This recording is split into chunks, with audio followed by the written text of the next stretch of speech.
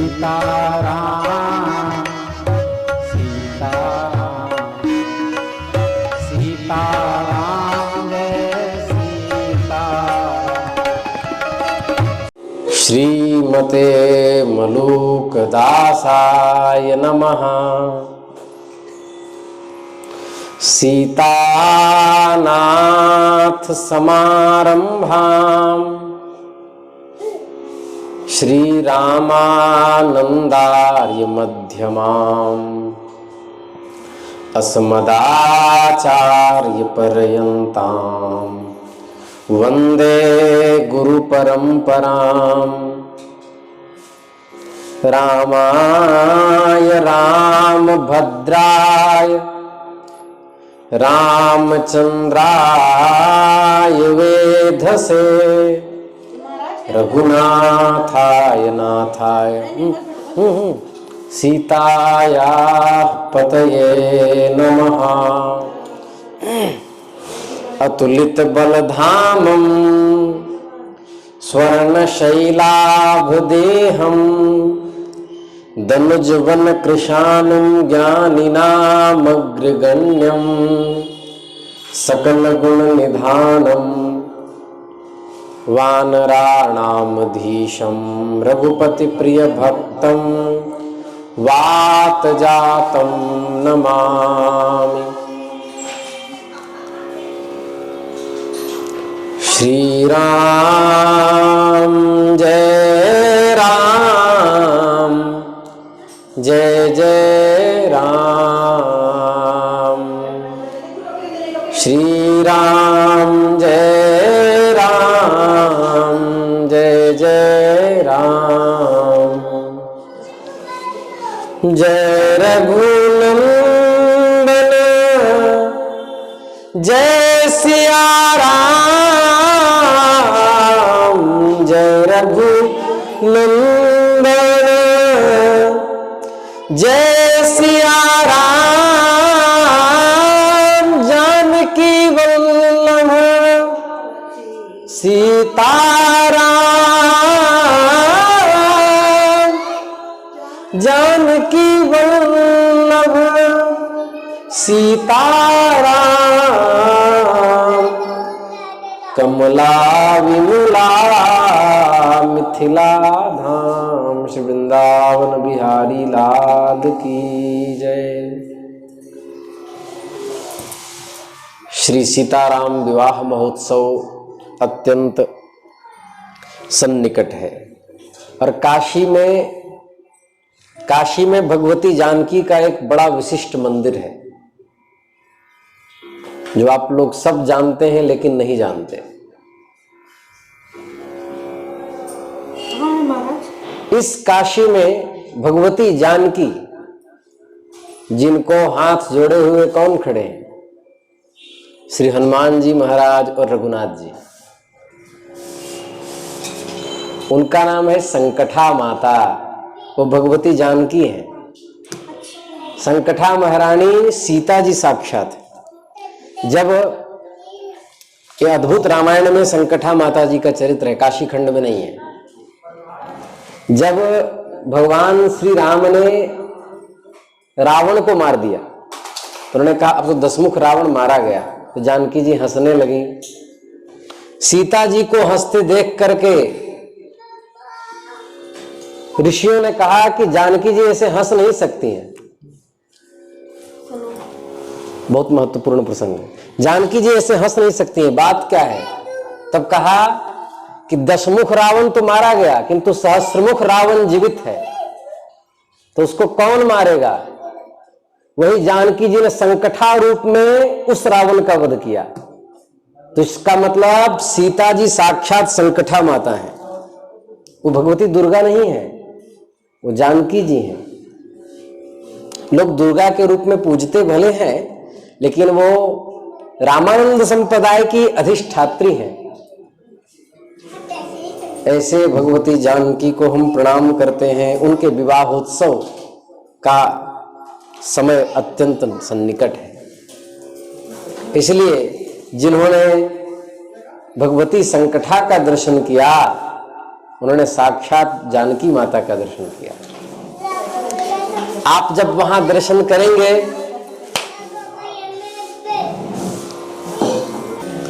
आप जब वहां दर्शन करेंगे, एक तरफ हनुमान जी हैं, इस तरफ, वहीं नीचे सामने भगवती जानकी के, इधर रघुनाथ जी। क्योंकि जब उस रावण से युद्ध होने लगा तो उसने वायवास्त्र का प्रयोग किया। वायवास्त्र का प्रयोग किया तो लक्ष्मण जी सहित जितने साथ में सेना थी सब वायवास्त्र में उड़ करके दूसरी जगह चले गए। केवल हनुमान जी बचे और रघुनाथ जी बचे। तब जानकी जी ने उस रावण का वध कर दिया। तो यह अनुपम दिवस आने वाला है जहां पर बक्सर वाले मामा जी जो जानकी जी को दीदी कहते थे, उनके यहाँ सीताराम महोत्सव होता है। तो उसी क्रम में हम लोग महाप्रभु के चरित्र का भी श्रवण कर रहे हैं। संसार सिंधु तरणे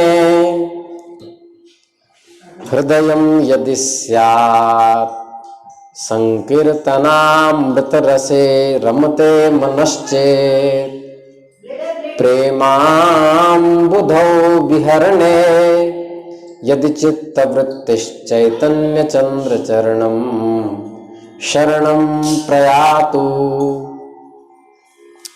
हम लोग सुन रहे थे कि श्री कृष्ण चैतन्य महाप्रभु, श्री कृष्ण चैतन्य महाप्रभु जो जगन्नाथपुरी गए हैं। आज रहने दो कथा, आज बहुत डिस्टर्बेंस हो रहा है। जगन्नाथपुरी में भगवान श्री हरि पहुंचे और वहां पर उन्होंने जगन्नाथ भगवान के दर्शन की आशा से, जगन्नाथ भगवान के दर्शन की आशा से वहां पर निवास कर रहे थे। हम लोग सुने रथ यात्रा का समय समीप आ चुका था। उस समय प्रातः काल सब उठ करके कहते हैं ज्येष्ठ की पूर्णिमा से लेकर के आषाढ़ की अमावास्या तक भगवान महालक्ष्मी के साथ एकांतवास करते हैं। प्रतिपदा के दिन नेत्रोत्सव होता है, तभी जगन्नाथ जी के दर्शन होते हैं। द्वितीया या तृतीया को रथ पर चढ़कर भगवान श्री राधिका जी के साथ 1 सप्ताह से अधिक निवास करने के लिए सुंदराचल को प्रस्थान करते हैं। वही रथ यात्रा कहलाती है। क्या कहते हैं उसे? रथ यात्रा। जिस समय रथ जाता है उसको रथ यात्रा कहते हैं। विश्राम के पश्चात जब रथ लौटकर मंदिर आता है तो उसको उल्टी रथ यात्रा कहते हैं। रथ यात्रा के समय 3 रथ होते हैं। सबसे आगे भगवान श्री जगन्नाथ प्रभु का रथ होता है, उसके पीछे बलभद्र दाऊ भैया का रथ होता है, उसके पीछे सुभद्रा जी के रथ होते हैं। भगवान का रथ बहुत विशाल होता है, मानो छोटा मोटा पर्वत ही हो। संपूर्ण रथ स्वर्ण मंडित होता है, उसमें हजारों घंटा, टाल, किंकणी तथा घाघर बंधे रहते हैं। वह एक छोटे मोटे नगर के ही समान होता है। उसमें भांति भांति की ध्वजा पताकाएं फहराती रहती हैं। वह एक छोटे मोटे नगर के ही समान होता है। उस पे पुजारी चवर डुलाते रहते हैं। सैकड़ों आदमी उस रथ में खड़े हो सकते हैं। चारों ओर बड़े बड़े शीशे लटकते रहते हैं। सैकड़ों मनुष्य स्वच्छ सफेद चंवर को डुलाते रहते हैं। उसके चंदवे मूल्यवान रेशमी वस्त्रों के होते हैं। संपूर्ण मनुष्य स्वच्छ सफेद चंवरों को डुलाते हुए रथ की सेवा करते हैं। भगवान रथ को गुंडीचा भवन तक भगवान के रथ को खींचकर मनुष्य ले जाते हैं। उस समय का दृश्य बड़ा ही अपूर्व होता है। प्रातः काल रथ सिंह द्वार पर खड़ा होता है, उसमें दैतागण भगवान को लाकर पधारते हैं। जिस समय सिंहासन से उठाकर भगवान रथ में पधराए जाते हैं उसे पांडु विजय कहा जाता है। दैता जगन्नाथ जी के सेवक होते हैं, ये जगन्नाथ जी की लीला है। दैता वैसे तो एक निम्न श्रेणी की जाति, निचली कोटि की, किंतु भगवान की सेवा का अधिकार होने के कारण उनका विशेष सम्मान होता है। उनमें दो श्रेणी है, एक साधारण दैता जो शूद्र तुल्य होते हैं, किंतु उनमें जो ब्राह्मण होते हैं उनको दैतापति कहा जाता है। अनवसर के दिनों में वे ही भगवान को बाल भोग में मिष्टान्न अर्पण करते हैं। भगवान की तबीयत जो खराब हो जाती है तो उस समय औषधि भी वही दैतागण अर्पित करते हैं। स्नान दिन से लेकर के रथ के लौटाने के दिन तक श्री जगन्नाथ जी की सेवा में दैतागणों का अधिकार होता है। वे ही किसी प्रकार रस्सियों द्वारा भगवान को सिंहासन से रथ पर पधराते हैं। उस समय कटक के महाराजा स्वयं वहां उपस्थित भी रहते थे। महाप्रभु अपने भक्तों सहित पांडु विजय के दर्शन के लिए पहुंचे। महाराज ने प्रभु के दर्शन की अच्छी व्यवस्था कर दी थी, इसलिए प्रभु ने भली भांति सुविधा पूर्वक भगवान के दर्शन किए। दर्शन के अनंतर अब रथ चलने के लिए तैयार हुआ। भारतवर्ष के विभिन्न प्रांतों में लाखों नर नारी रथ यात्रा देखने के लिए उपस्थित थे। चारों ओर गगन भेदी जयध्वनि हो रही थी, चारों ओर जोर जोर से शंखनाद हो रहा था। सजीयात् कृष्ण चैतन्य श्रीरथाग्रे ननतयः येनासीत् जगतां चित्रं जगन्नाथोऽपि विस्मितः। भगवान के रथ पर विराजमान होने के अनंतर महाराज प्रताप रुद्र जी ने सुवर्ण की बुहारी से पथ को परिष्कृत किया। अपने हाथ से चंदन मिश्रित जल छिड़के सुगंध का छिड़काव किया। असंख्यों इंद्र, मनु, प्रजापति, ब्रह्मा आदि देवता जिनकी सेवा में सदा उपस्थित रहते हैं, उनकी यदि नीच सेवा को करके महाराज अपने यश और प्रताप को बढ़ाते, इनमें कोई आश्चर्य की बात नहीं। एक बात और,